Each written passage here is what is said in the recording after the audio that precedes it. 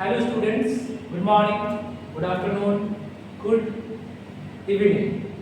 May be आपके समय में कुछ भी हो रहा हो, बट अभी गुड इवनिंग है। ठीक है, हम लोग स्टार्ट करेंगे पावर एंड कॉलिजन का डीपीपी। आपको पता है कि कुछ क्वेश्चंस हम लोग क्लास में छोड़ देते हैं। ऑब्वियस सी बात है कि वो आसान रहे होंगे, तभी हमने क्या किया, स्किप किया है। ठीक है, बट उन आसान क्वेश्चंस में भी कोई कोई बच्चा लोग को क्या होता है, दिक्कत हो जाता है। तो वही आसान क्वेश्चंस फिर से हम लोग देखेंगे। तो first of all question number 5, ठीक है, जो कि हम लोग क्वेश्चन नंबर 5 छोड़े हुए थे क्लास में, वो देखते हैं। ठीक है, क्वेश्चन नंबर 5 क्या कहता है? क्वेश्चन नंबर 5, ठीक है, क्वेश्चन नंबर 5 बोल रहा है ये constant power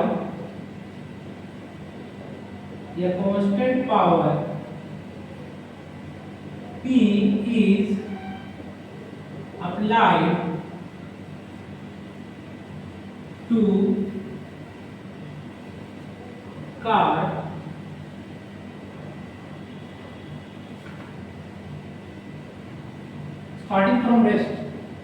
starting from rest if V is the velocity of car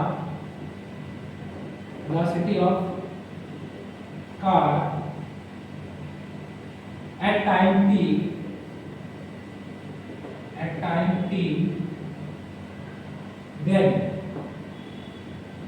then following options है। Option A V is directly proportional to t, option B है V is directly proportional to 1 by t, option C है V is directly proportional √t और V is directly proportional to 1 by √t। तो आपके पास ये question दिया हुआ है। Question में बोल रहा है कि पावर जो है सो कांस्टेंट है कार का, और वो स्टार्ट किया है रेस्ट से। अगर वेलोसिटी v है एट टाइम t, तो v और t के बीच में रिलेशन क्या है? ठीक है, तो आपको पता है, क्या पता है आपको जी? पावर इज इक्वल टू होता है डेल्टा w बटे डेल्टा t। ठीक है, डेल्टा w बटे डेल्टा t। एक बार बताइए, यहाँ पे टाइम इंटरवल कितना गिवन है? तो टाइम इंटरवल मान के चलिए गिवन है कितना, t हो गया, गिवन है ना जी, टाइम t, तो डेल्टा t कितना हो गया, t, तो डेल्टा w। तो एक बात बताओ, pt इक्वल टू क्या हो गया? तो pt इक्वल टू हो गया आपके पास वर्क डन। ठीक है, अब वर्क डन आ गया, हमें निकालना है v और t के बीच रिलेशन। तो आपको यहाँ पे क्या मिल रहा है, pt इक्वल टू w। अब एक बात बताइए, चेंज इन वर्क डन क्या होगा? होगा चेंज इन क्या, kinetic energy, work energy theorem से। वर्क एनर्जी थ्योरम क्या कहता है? कहता है कि कोई भी वर्क डन है वो क्या होगा, चेंज इन काइनेटिक एनर्जी होगा। तो आपके पास डेल्टा w के जगह पे हम लिख सकते हैं डेल्टा k लिख सकते हैं pt। ठीक है, अब ये डेल्टा k कितना हो जाएगा? तो ये हो जाएगा हाफ m v फाइनल का स्क्वायर माइनस v इनिशियल का स्क्वायर। तो ये pt इक्वल टू कितना आ गया, हाफ m v फाइनल का square minus v i square. तो टाइम t तक क्या हो जाता है, ये स्टार्ट कर रहा था, ये ऑब्जेक्ट स्टार्ट कर रहा था रेस्ट से। ठीक है, स्पीड, इनिशियल स्पीड कितना है, 0 है। t समय में ये इसका स्पीड हो गया v फाइनल कितना, v फाइनल हो गया v, मान के चलिए v फाइनल कितना हो गया, v हो गया। यहाँ पे हम क्या लिखेंगे, tt के जगह पे pt एज इट इज रहेगा आपके पास हाफ m v फाइनल के जगह पे v स्क्वायर और v इनिशियल के जगह पे कितना हो जाएगा, 0 का स्क्वायर। ठीक है, तो pt इज इक्वल टू हो गया half m v square.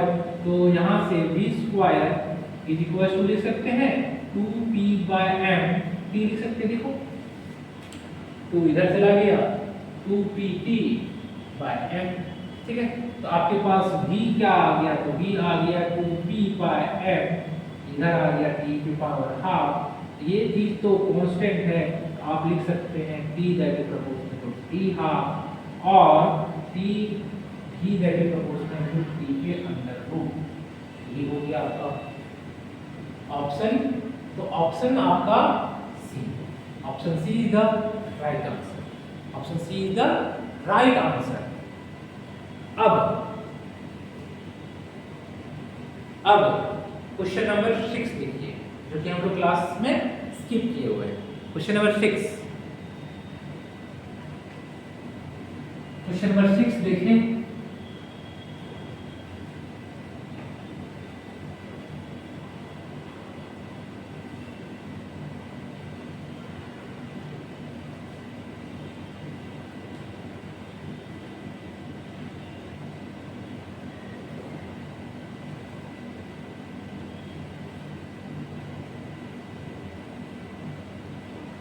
Question number 6 कहता है the height of dam, question number 6, the height of the dam, the height of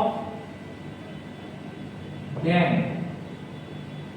the height of dam in hydroelectric power, in hydroelectric power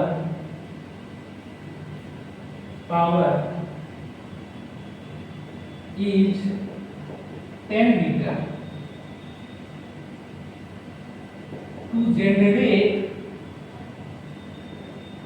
1 megawatt electric power,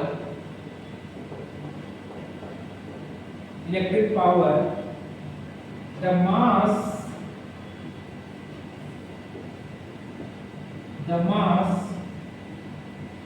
of water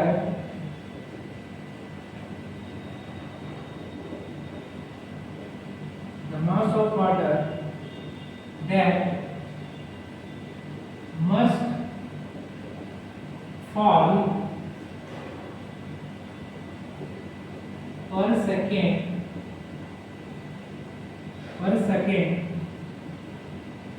on the blades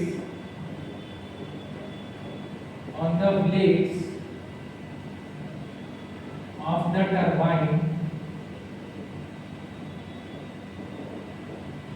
turbine is, option है 10 पे power 6, option B है 10 पे power 5, option C है 10 पे power 3, option D है 10 पे power 4, option E है 10 पे पावर 2, ठीक है। तो क्वेश्चन में कहा जा रहा है कि द हाइट ऑफ डैम कितना है जी, तो हाइट दिया हुआ है आपके पास 10 मीटर, ठीक है। पावर दिया हुआ है, पावर जो जनरेट करना है, पावर कितना जनरेट करना है, तो 1 मेगावाट, मेगा का मतलब होता है 10 पे पावर 6, ये हो गया 10 पे पावर 6 वाट, ठीक है, 10 पे पावर 6 वाट। उसके बाद आपको बोला जा रहा है कि कितना मास ऑफ वाटर पर सेकंड ब्लेड में गिरेगा कि मेरा इलेक्ट्रिक पावर जो है सो इतना जनरेट हो जाए। क्या होता है एक्चुअली क्या किया जाता है, डैम बनाया जाता है। डैम क्या करता है जी, हाइट में वाटर को क्या किया जाता है, स्टोर किया जाता है, किसी हाइट h पे वाटर को स्टोर किया जाता है। यहाँ से वाटर को निकाला जाता है, फ्लो कराया जाता है और यहाँ पे टरबाइंस रहते हैं। टरबाइंस मतलब कि जेनरेटर का पंख, ठीक है। अब इन पंखों में क्या किया जाता है कि ये पानी गिराया जाता है। जब ये पंखे घूमता है ये पानी की रफ्तार के कारण, तो क्या होता है, ये बिजली उत्पन्न करता है। एक्चुअली हो क्या रहा है, ये किसी हाइट h पे जब होगा तो यहाँ पे कितना पोटेंशियल एनर्जी होगा, mgh, और जब टरबाइन के पास आ जाता है तो क्या हो जाता है, हाफ mv², मतलब कि सारा का सारा पोटेंशियल एनर्जी किसमें कन्वर्ट हो जाता है, काइनेटिक एनर्जी में हो जाता है। और इस काइनेटिक एनर्जी का यूज करके टरबाइन इलेक्ट्रिक पावर या फिर इलेक्ट्रिक एनर्जी जनरेट करता है। यही कॉन्सेप्ट है हाइड्रो इलेक्ट्रिक पावर प्लांट का, कि किसी हाई टेम्परेचर पे वाटर को स्टोर करो और उसकी पोटेंशियल एनर्जी का यूज करके उसे काइनेटिक एनर्जी में कन्वर्ट करो और उस काइनेटिक एनर्जी को यूज करके टरबाइन से क्या करो, घुमाओ। ये यूज होता है। तो अभी आपके पास एक बात बताइए कि कितना हाइट दिया हुआ है, तो हाइट दिया हुआ है 10 मीटर, ठीक है। मान के चलिए कि मास m है, ठीक है, मास m है जो कि ब्लेड्स में गिरती है, ठीक है, मास m है वाटर का जो कि ब्लेड में गिरती है। अब तो पोटेंशियल एनर्जी कितना हो जाएगा इस वाटर का, हो जाएगा mgh हो जाएगा, ठीक है। और मेरे पास यही पोटेंशियल एनर्जी क्या होता है, कन्वर्ट किया जाता है इलेक्ट्रिक पावर में। पोटेंशियल एनर्जी, काइनेटिक एनर्जी और देन इलेक्ट्रिक पावर, तो यही पोटेंशियल एनर्जी को कन्वर्ट किया जाता है पावर में, ठीक है। तो मेरे पास पावर बराबर होता है, पावर, पावर का मतलब एनर्जी बटे टाइम। एनर्जी ये क्या चीज है, ये तो एनर्जी है ना, ये तो मेरे पास एनर्जी है, इतना ही एनर्जी मेरे पास है। एनर्जी कितना हो गया, एनर्जी हो गया mgh हो गया, और टाइम t, ठीक है, टाइम t। पावर गिवन है, पावर कितना गिवन है, पावर गिवन है आपका 1 मेगावाट, कितना 10 की पावर 6। m नहीं पता, g 10, h कितना है, h भी है आपका 10। टाइम दिया हुआ है क्या, नहीं दिया हुआ है, टाइम को नेगेटिव कर देते हैं। ये कितना है 10 पावर 6, ये कट जाएगा, ये कितने बार में बचेगा, इधर बच जाएगा 10 पावर 4, ये क्या बचा m/t बच गया। अब एक बात बताइए m/t क्या है, m/t है मास ऑफ वाटर फॉलिंग पर सेकेंड। क्या है, मास ऑफ वाटर फॉलिंग पर सेकेंड। ये मास बटे टाइम, ये तो बता रहा है मास ऑफ वाटर पर सेकेंड, मास ऑफ वाटर पर सेकेंड। तो कितना गिर रहा है, 10 पावर 4। ऑप्शन कौन सा, ऑप्शन डी। ऑप्शन कौन सा, ऑप्शन डी।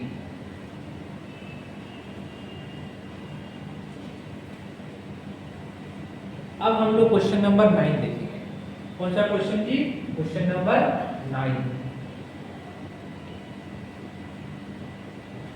ये पावर का डीपीपी है, पावर कोलिजन का। हम क्वेश्चन नंबर 9 देखेंगे।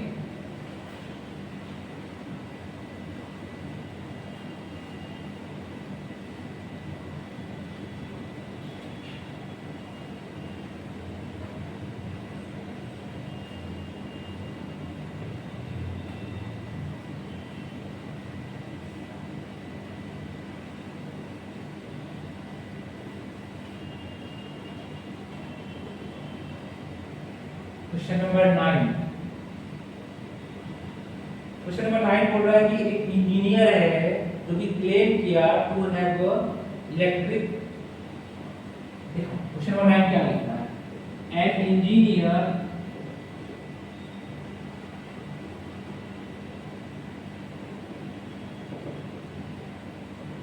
claims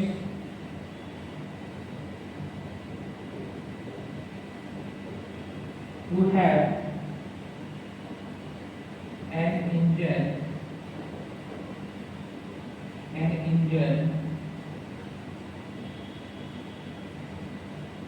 delivering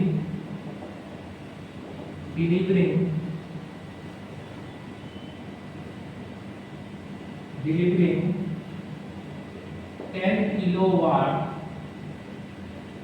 power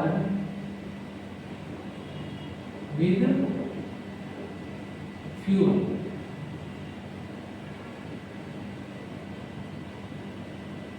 With fuel consuming 1 gram per second. 1 gram per second.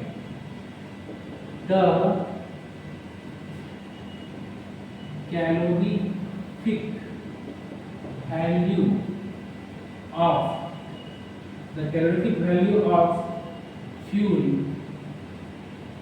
is 2 calorie 2 k calorie 2 k calorie, the kilocalorie per gram. The claim is valid or not state. ठीक है, question बोल रहा है कि engineer है जो कि claim कर रहा है कि इंजन उसने बनाया है जो कि डिलीवर कर रहा है पावर 10 किलोवाट, ठीक है, और फ्यूल कंज्यूम कर रहा है 1 ग्राम पर सेकेंड, ठीक है, और कैलोरीफिक वैल्यू ऑफ फ्यूल कितना है, तो 2 किलो कैलोरी पर ग्राम है। द क्लेम इज वैलिड और नॉट स्टेट। तो सबसे पहला चीज कि कैलोरीफिक वैल्यू क्या होता है, किसी भी चीज का कैलोरीफिक वैल्यू क्या होता है, तो कैलोरीफिक वैल्यू ये होता है कि अगर 1 ग्राम फ्यूल अगर बर्न होगा तो कितना एनर्जी मिलेगा, यही चीज है कैलोरीफिक वैल्यू। जैसे कि 1 ग्राम अगर जलेगा तो कितना एनर्जी मिलेगा जी हमको, 2 किलो कैलोरी मिलेगा। कितना मिलेगा, 2 किलो कैलोरी। फ्यूल कंजम्पशन कितना है, मतलब 1 सेकंड में 1 ग्राम क्या हो रहा है, फ्यूल कंजम्पशन हो रहा है। 1 सेकंड में 1 ग्राम क्या हो रहा है, फ्यूल कंजम्पशन हो रहा है, ठीक है। तो सबसे पहला हम क्या करते हैं ना कि ये जो इनपुट पावर क्या होगा, इनपुट पावर कहने का मतलब कि हम कितना एनर्जी दे रहे हैं इंजन को। तो इंजन को एनर्जी कैसे मिल रहा है, तो इंजन को एनर्जी मिल रहा है फ्यूल के जरिए। कैसे मिल रहा है, फ्यूल के जरिए। तो वो 1 सेकंड में कितना एनर्जी कंज्यूम कर रहा है, सॉरी 1 सेकंड में वो कितना ग्राम फ्यूल को कंज्यूम कर रहा है, तो वो 1 सेकंड में 1 ग्राम का फ्यूल क्या कर रहा है, कंज्यूम कर रहा है, ठीक है। और वही कितना एनर्जी प्रोड्यूस कर रहा है, 1 ग्राम कितने एनर्जी को प्रोड्यूस कर रहा है, तो 1 ग्राम जो है सो 2 किलो कैलोरी एनर्जी क्या कर रहा है, प्रोड्यूस कर रहा है पर ग्राम। ये ग्राम कट दिया तो आपके पास क्या बचा, तो बच गया 1 × 2 k कैलोरी पर सेकेंड। ये क्या हो जाएगा, ये क्या चीज का यूनिट है, ये एनर्जी का यूनिट है, ये टाइम का यूनिट है, ये एनर्जी बटे टाइम। ये क्या मिल रहा है, ये हमको पावर मिल रहा है, ये ओवरऑल क्या मिल रहा है, पावर मिल रहा है। ये हमको क्या मिल रहा है, पावर मिल रहा है। कैसा पावर, इनपुट पावर मिल रहा है। क्यों, क्योंकि हम इतना इनपुट पावर मिल रहा है। क्यों, कैसे, तो आपके पास देखिए ये क्या चीज है, ये इतना ग्राम 1 ग्राम 1 सेकंड में क्या हो रहा है, कंज्यूम हो रहा है, और इतना एनर्जी मिल रहा है आपको पर ग्राम से, ठीक है। जब आप अगर हम इन दोनों को मल्टीप्लाई करें तो ये क्या मिल रहा है, एनर्जी बाय टाइम। ये क्या चीज है, ये इनपुट है, हम ये एनर्जी दे रहे हैं, ठीक है। ये क्या है, ये पावर इनपुट है। पावर इनपुट कितना आ रहा है, तो 2 किलो कैलोरी आ रहा है। अब कैलोरी का मतलब क्या होता है, तो कैलोरी भी एक एनर्जी का यूनिट है, और 1 कैलोरी बराबर होता है 4.2 जूल, या फिर होता है 4.18 जूल होता है।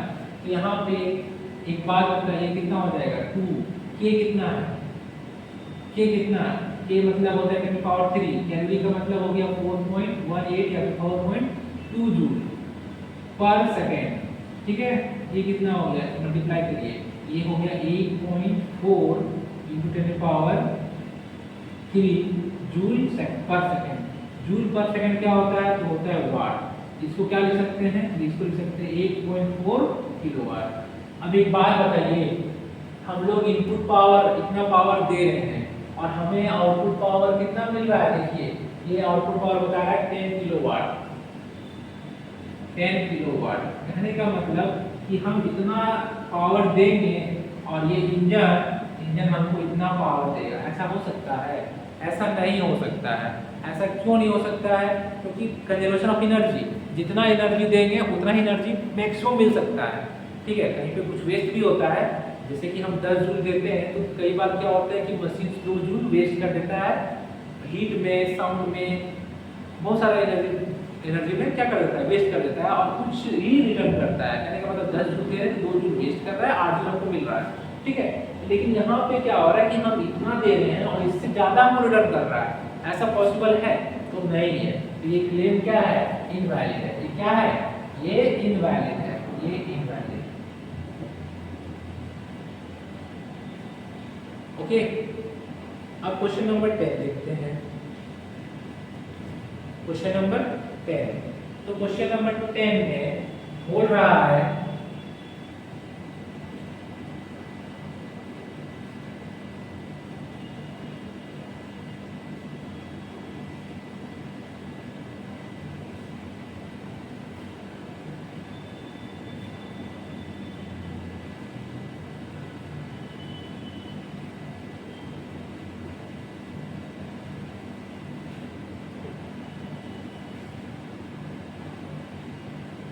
क्वेश्चन नंबर 10 में बोल रहा है कि a body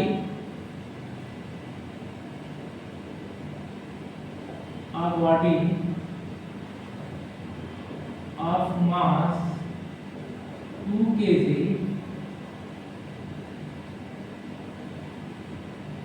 is projected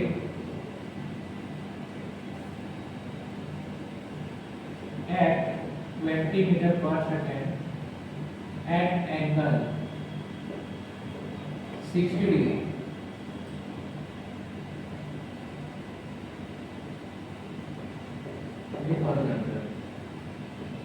with horizontal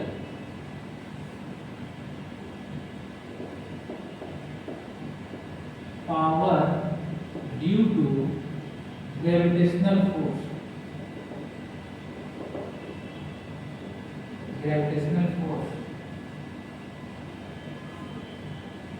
at its highest point is क्या है, तो 200 वाट बी 100 वाट सी 50 वाट डी 0 वाट। क्वेश्चन समझ में आया कि एक मास है 2 kg का, उसको किस पे 20 मीटर पर सेकंड पे प्रेजेंट किया गया है 60 डिग्री एंगल, और पावर कैलकुलेट करना है ड्यू टू ग्रेविटेशनल फोर्स, ठीक है, एट हाईएस्ट पॉइंट। तो होगा क्या, देखिए कोई भी प्रोजेक्टाइल को प्रोजेक्ट किया जाता है, ठीक है, यहाँ पे 60 डिग्री के साथ, तो इसका हॉरिजॉन्टल कंपोनेंट कितना आ जाएगा, ये हो जाएगा v cos 60 यानी आपके पास vx मिल जाता है, ये vx है, तो vx कितना, ये है आपके पास 20 मीटर पर सेकंड, cos 60 का वैल्यू कितना हुआ, cos 60 का वैल्यू हो गया, cos 60 का वैल्यू 1/2, तो आपके पास कितना होगा vx, x के डायरेक्शन में कितना आएगा, x के डायरेक्शन में आएगा 10 मीटर पर सेकंड, ठीक है। इधर ये ऐसे ही कुछ क्या होगा कि y क्या है, हमें वो कैलकुलेट नहीं करना है, ठीक है, ये इधर 10 मीटर पर सेकंड आ गया, और ये डायरेक्शन।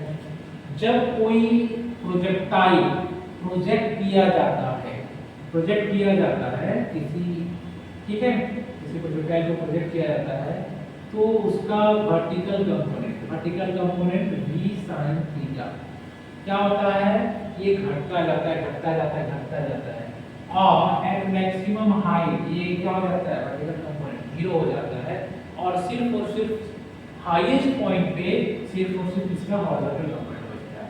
तो एट हाईएस्ट पॉइंट जो वेलोसिटी हो जाता है वो v डैश हो जाता है, और वो किसके बराबर रहता है, तो x कंपोनेंट के रहता है इक्वल, यहाँ पे वो कितना हो जाएगा, v डैश बराबर 10 मीटर पर सेकंड। एक बात बताइए, इस टाइम पे इसका स्पीड किधर हो रहा होगा, इस टाइम पे इसका स्पीड इधर रहेगा, लेकिन फोर्स किधर रहेगा, तो f इधर रहेगा, ठीक है, f इधर रहेगा। तो यहाँ पे पूछ रहा है पावर, तो देखो गलती कहाँ पे होगा, तो पावर इज इक्वल टू जानते हैं f मल्टीप्लाइड बाय v, तो f लिखेंगे mg, और यहाँ पे ऊपर कर देंगे g10, मास दिया हुआ है 2, g10 और g10 आ जाएगा 200 वाट, लेकिन पावर बराबर होता है f डॉट v होता है, और ये इंस्टेंटेनियस पावर होता है, इंस्टेंटेनियस पावर। तो 200 वाट सही नहीं है, कैसे सही नहीं वो बता रहे, पावर इज इक्वल टू होता है f डॉट v, ना कि f v होता है, f